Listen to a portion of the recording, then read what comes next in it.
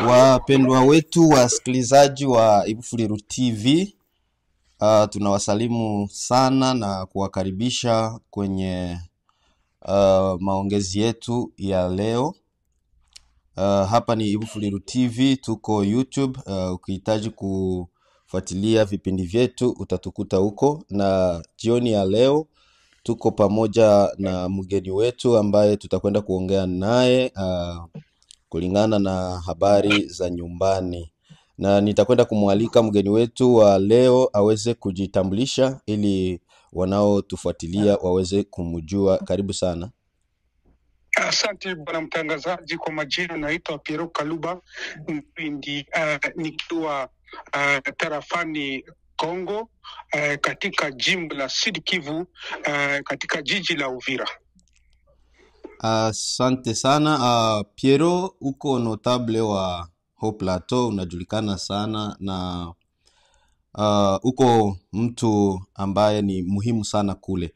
Tungependa kujua habari za nyumbani, na unaweza ukatuambia nini kinaendelea kule nyanja za juu kuanzia tarehe 5, tarehe 6 mpaka tarehe 8 kulikuwa mapambano kati ya M23 Twirwaneho na Wazalendo pamoja na FRDC.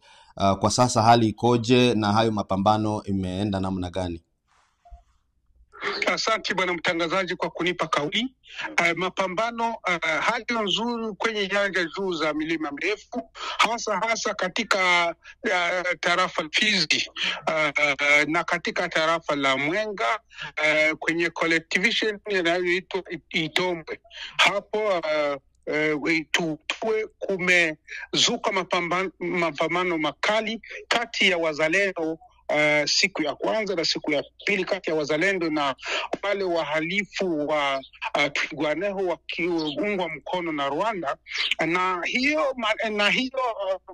hilo pambano limekuja wakati kumeingia kundi la M23 kutoka huko Goma. Wamejipenyeza na kuingia hapo wakiongozewa na kamanda wao mmoja aliyetoka kwanza kwenye FARDC na pachika hapo Mikenge.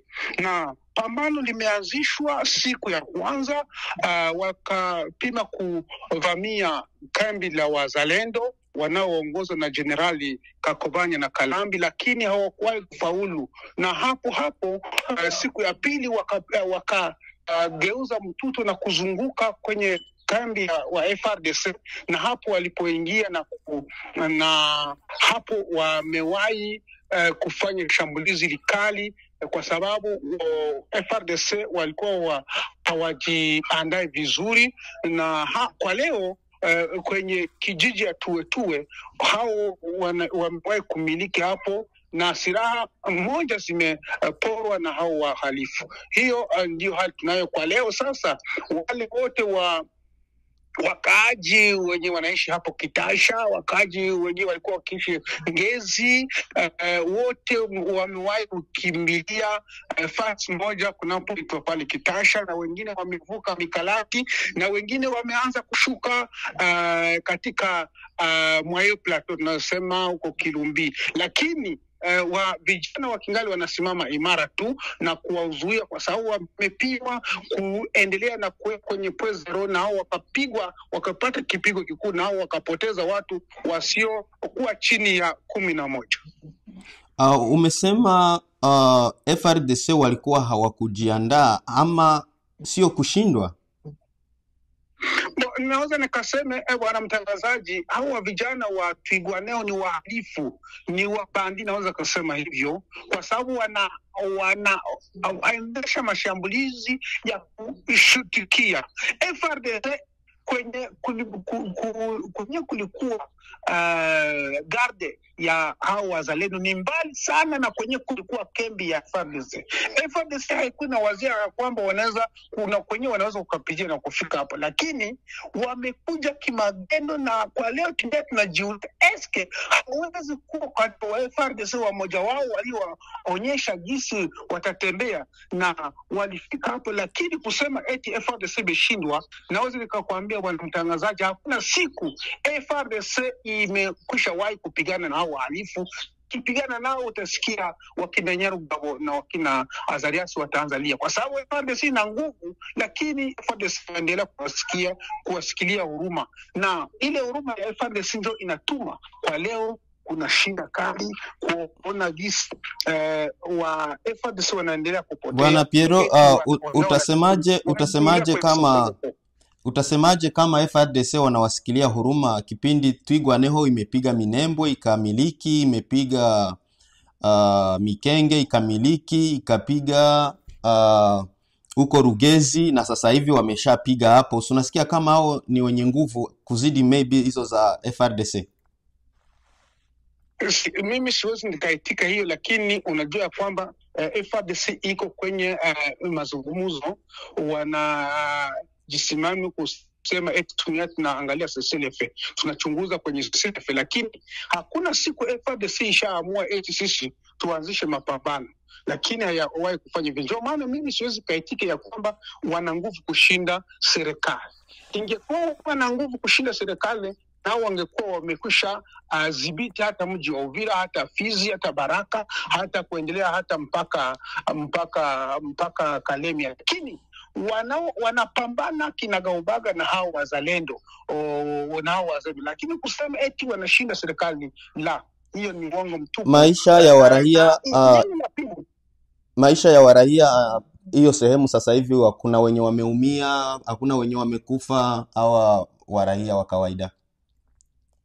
Waraia wa kawaida hakuna wenye wamekufa, lakini waraia walio kuna wenye wamejeruhiwa wakati walikuwa wakitupa mabomu, wakati walikuwa wakitupa walikuwa wakitumia hili mabunduki za nguvu sana, ndipo wamoja wao wamepatwa na majeraha majeraha, lakini sio ya mingi sana, kwa sababu wazalendo wamewahi kuzuia uhasama na uendeleshi wa kusonga mbele wa hao wahalifu. Lakini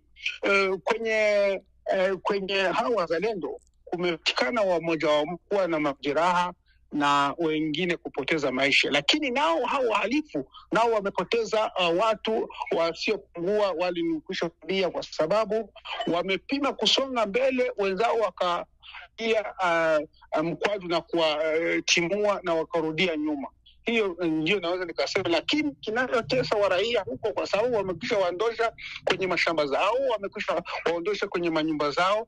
Hiyo ndio ninaweza kusema neno la kushangaza na neno lenye linatutia hofu sana, kwa sababu hakuna kwenye wanaweza kupewa msaada, hakuna wa kuwapa msaada, kwa sababu eneo wanalo ishi hemo ni eneo hakuna gari yaweza kufika hapo, ingawaje kuna barabara sio nzuri, na hivyo na hakuna hata mashirika za kiraia zinazotumika huko kuofera usalama wao.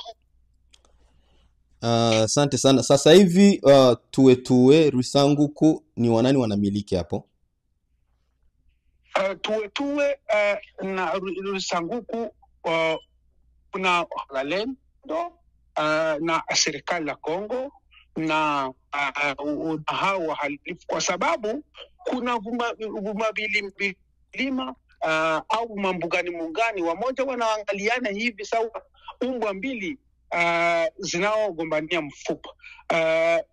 Wameondosha serikali kwenye kambi yao Edikota, wakawasukuma nyuma kidogo, lakini hapo sio kusema tunaweza pima kilomita, naweza kama kilomita 2, kwa sababu mmoja akipanza sauti kwa upande mmoja mwingine atasikia, na hapo ndipo kwenye wanasimama wako hapo, na wale wa vijana wetu na serikali wanachunga msaada, kwa sababu wametuambia katika siku chache serikali itajibia na kuwafurusha hao wahalifu wale wamekwisha ingia kwa hiyo eneo ya Tuwe. Lakini Tuwe kasema kwa kifupi, kuko wale wahalifu wamiliki hiyo kembi, na lakini pembezoni kuna hao wazalendo wanao chunguza na kuchunga wasiingie kwenye nyingine manjia inaweza ikapelekea kwenda ua wa raia, kwa sababu lengo lao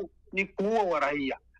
Lengo lao ni kuua raia. Hiyo ndio gisi naweza kusema, bwana mtangazaji. Ndugu Piero, kuna masauti yako ambayo yanazunguka mtandaoni sasa hivi, na kwenye hizo sauti kuna sehemu umemtaja mtu anayeitwa Papi. Unaweza ukaweka wazi vizuri Papi ni nani? Sasa Papi sijue mengine majina yake ya pili. Hilo jina nimepewa. Papi ni yeye kanali alikuwa akichunga hiyo kambi ya Tuwe iliyoshikiliwa na hawa wahalifu.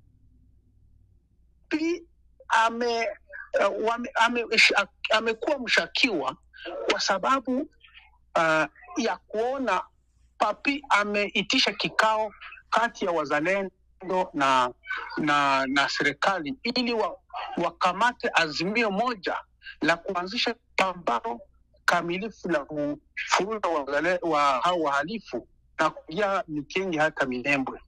Ilipokuwa kwenye kikao ikaingia usiku wa kingali kwenye kikao, na Papi aliwahi kuambia wageni eti walale hapo na kupewa ufadhili wa kulala hapo kwenye nyumba.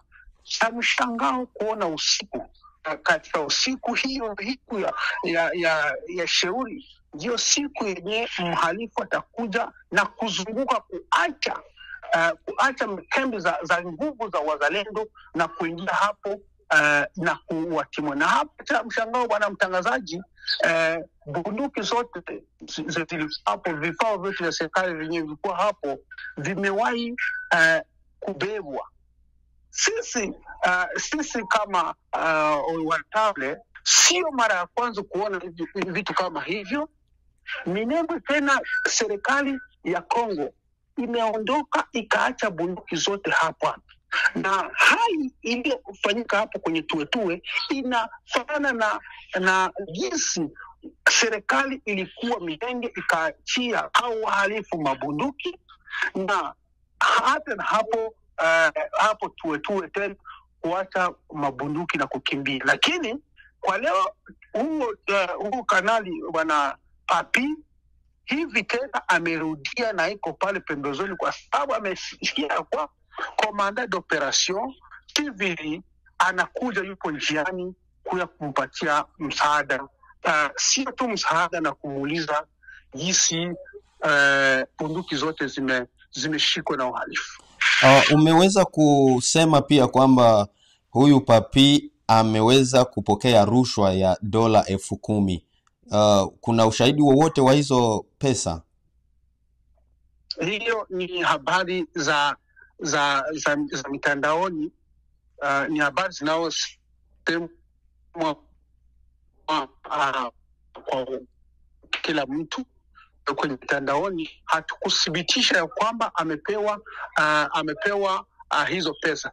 Tusema hivyo kwa sababu hatukukuwa kwenye walikuwa wakigawa hizo pesa, lakini tunajua kwamba kila pambano lolote linaloendeshwa na serikali na wahalifu dhidi ya serikali kuna kuwaka mambo ya rushwa. Wamepambana Goma na kuteka mji wa Goma, kumekuwa rushwa. Wameuteka mji wa Bukavu, serikali imepewa wajeshi wa moja wasiomtii bwana Tshisekedi wamepewa rushwa. Hata na hapo mimi ni mmoja mpambanaji mmoja, sitasema jina yake, ameniambia jinsi wameingia kwenye kikao na jinsi wamealikwa na hali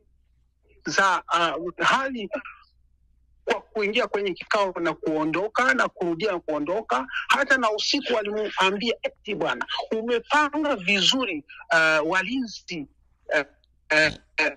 katika hii kambi, akawasema msiwe na hofu na kwamba amekimbia na alikimbia na kuacha silaha zote. Kuona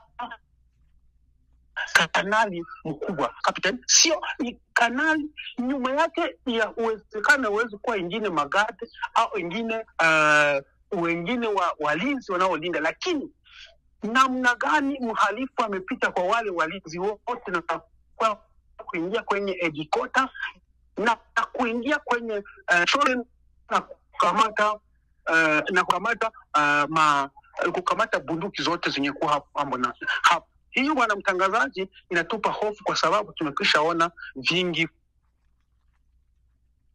kwenye serikali yetu, na tuyaaminie tena kwa sababu ni serikali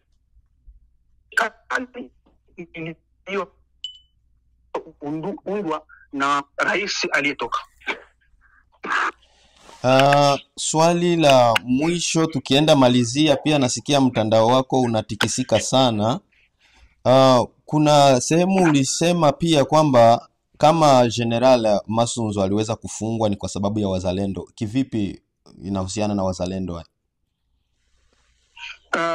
Bwana mtangazaji, hiyo swali ni kusema ya kwamba kwa leo Bwana Masunzu anakutiwa nguvuni na serikali, lakini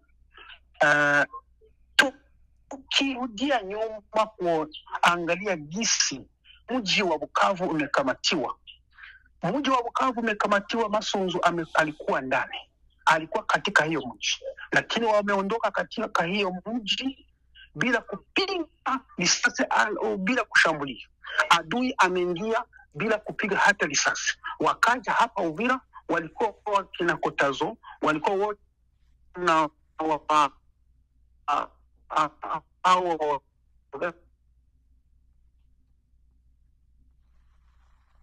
na mtandao wetu umevurugika. Wapenzi wafuasi wetu, mtatuia radhi. Naona notable. Halo, mtandao wako unatikisika sana. Utajitahidi kuwa mfupi ili tumalizie. Nasema hivi kufuatana hiyo swali mmeniuliza, ni kusema kwamba Masunzu ameanza kuwa mshakiwa wakati Goma na Bukavu umeshikwa, na hapo waaskari wametoka katika hiyo miji bila kupiga hata risasi. Walipofika, kwa sababu kumekuwa agenda mwakali yenye ilikuwa ikipangiliwa na rais aliye mstaafu Bwana Joseph Kabila akiwapa kitita cha pesa, na walipofika hapa wazalendo wamejisimama huko na kuanza wanyang'anya masiraha na kusimamisha usonga mambo ya kusonga kwa na M23. Hapo jinsi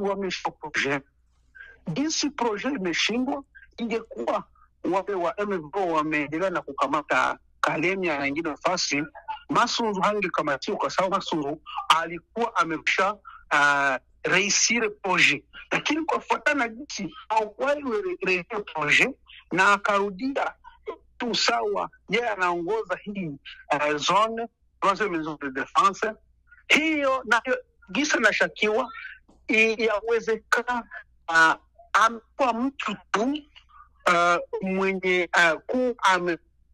la rushwa na maneno hayo, na hiyo yote inaonyesha kwamba alikuwa akiongea tangu zamani na rais mstaafu. Hiyo ndio inatuma tulisema hivyo, na kwa leo kama amekamatiwa ni nguvu za wazalendo, kwa sababu wazalendo wamesimamisha vita hapa Uvira na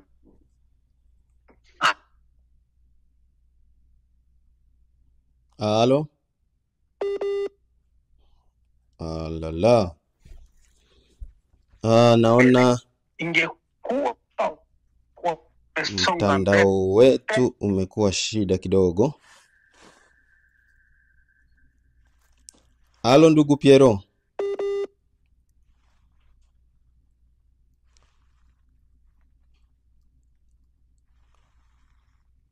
Basi tutamutafuta tena ndugu zetu, tuwamalizie habari hiyo ambayo alikuwa anatufikishia Notable Piero Kaluba kutoka milima mirefu ya Fizi, Mwenga, lakini pia na Uvira.